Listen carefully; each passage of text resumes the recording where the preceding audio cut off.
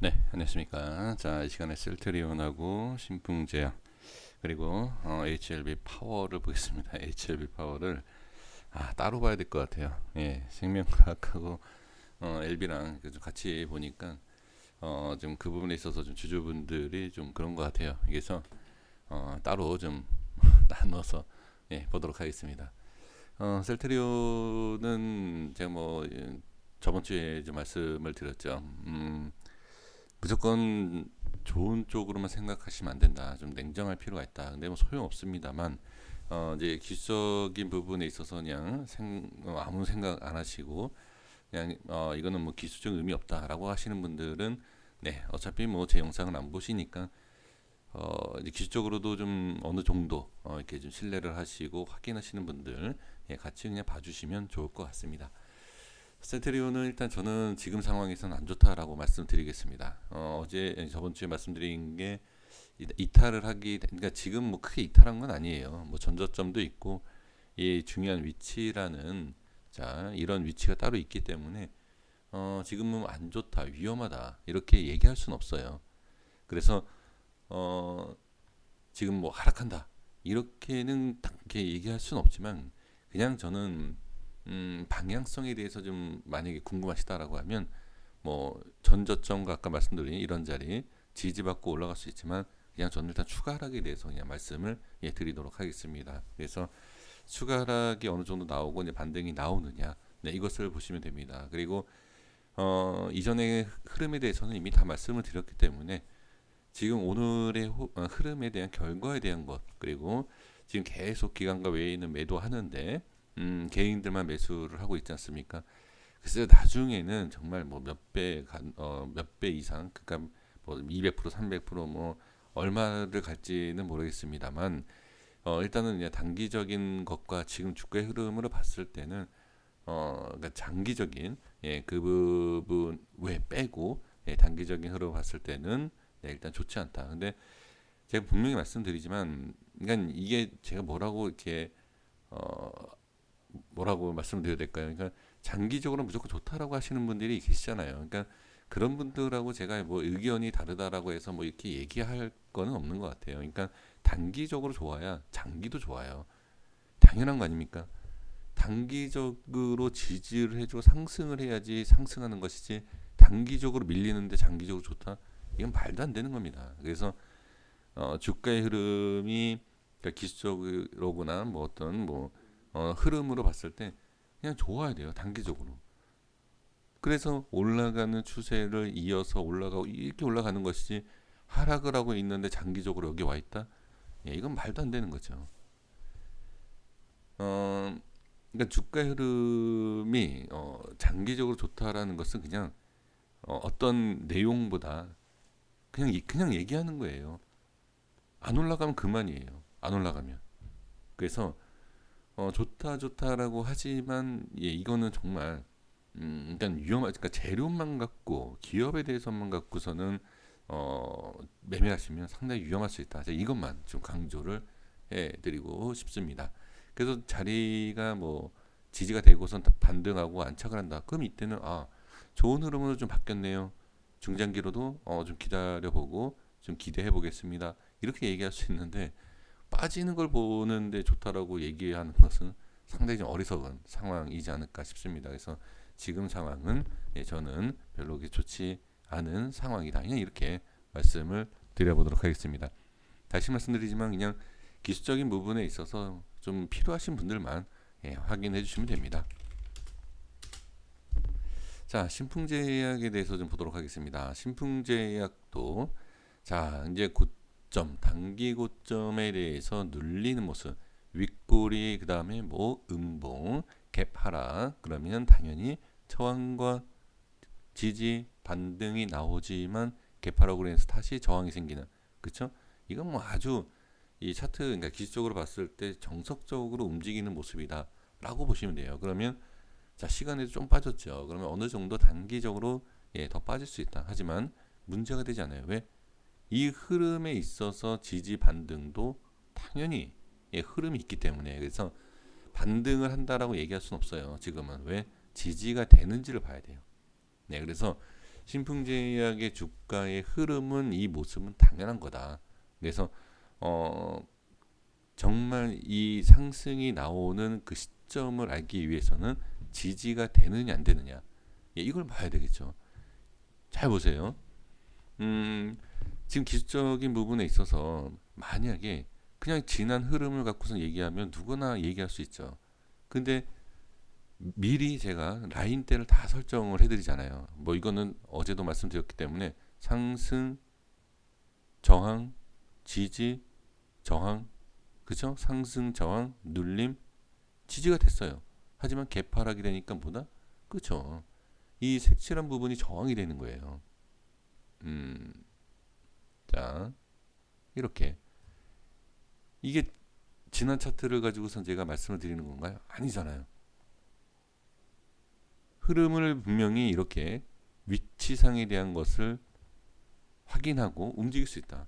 오늘도 저항과 지지가 되는 모습을, 예, 구간별로 확인할 수 있다. 그러면 어느 정도 자 시간에 밀린 거 추가 하락이 나올 수 있지만, 자뭐 20선을 지지한다라고 봐도 되지만 어떻게, 예, 이 색칠한 부분을 일단 지지를 하느냐 밀리느냐, 이 라인대가 밀리면 어떻게 다음 자리를 봐야 돼요. 그러니까 이런 식으로 봐야 된다는 거죠. 그러니까 단기적인 분석을 하지만 장기적으로 투자하시는 분들, 그러니까 예를 들면 지금 뭐 완벽하게 이 자리에서 매도한다라고 볼 수는 없어요.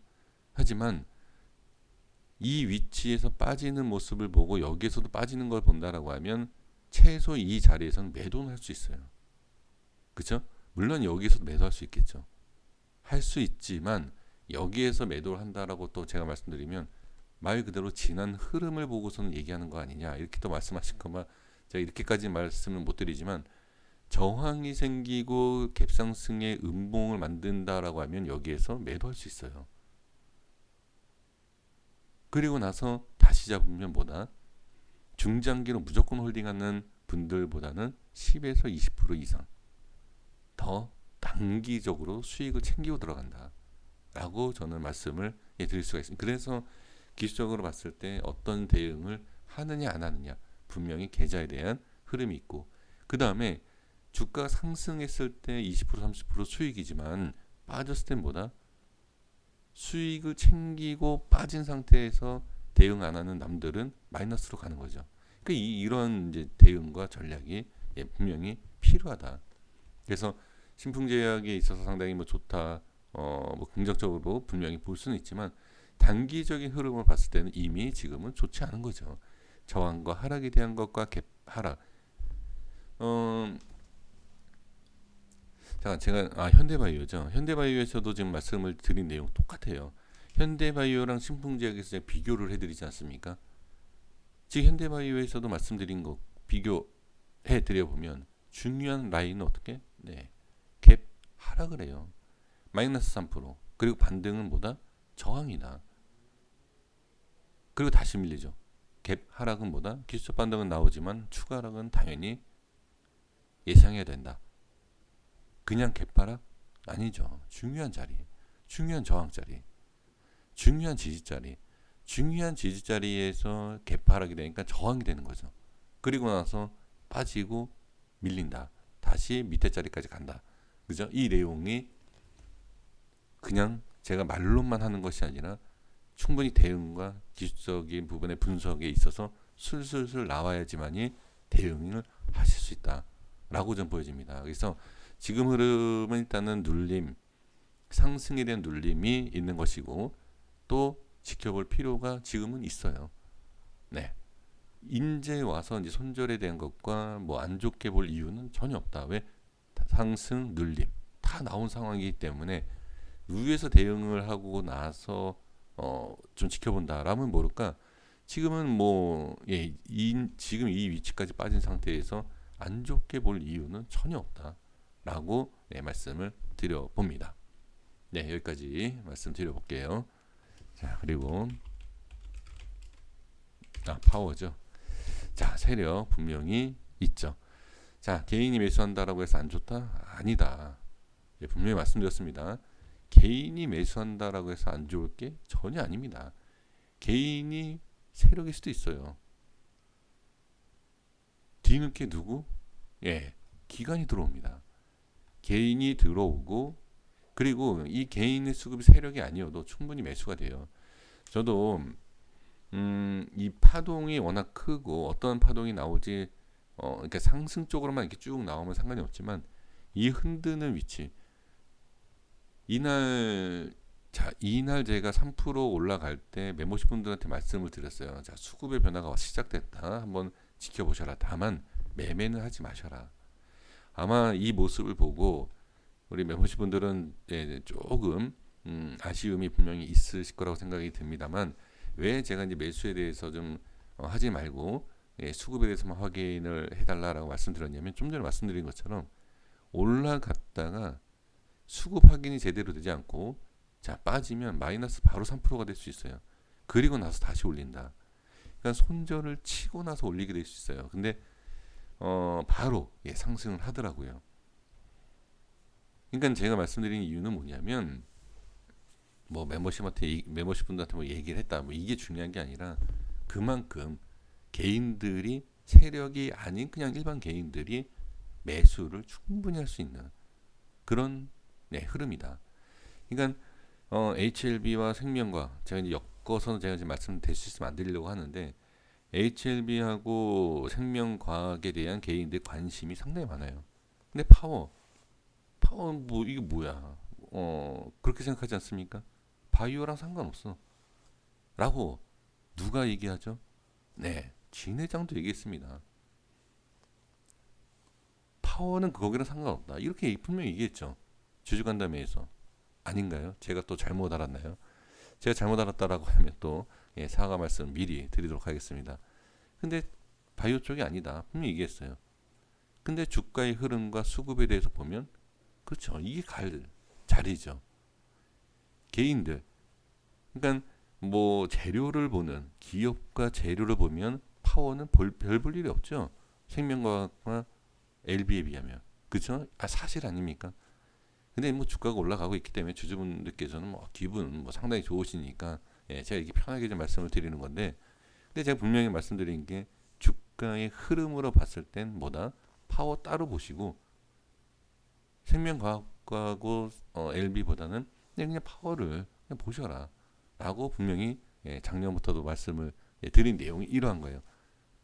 그래서 지금 분명히 세력이 있는 상황에서 자리를 지켜주면 뭐한다? 세력 확인하는 방법도 말씀드리지 않았습니까? 그죠? 이 위치만 지키면 세력이 있다. 그러니까 세력이 누구인지 있다 없다가 중요한 게 아니라 올라간다가 이제 중요하겠죠. 그리고 중요한 자리에서 오늘 모습을 보면 사실 저도 오늘 단타를 했어요. 이 종목을 가지고 매매를 했는데 왜 매매를 했는지를 말씀드려보면 갭 상승을 했다라는 거예요. 갭 상승을 하고 수급이 붙으면 다 간다? 아니죠.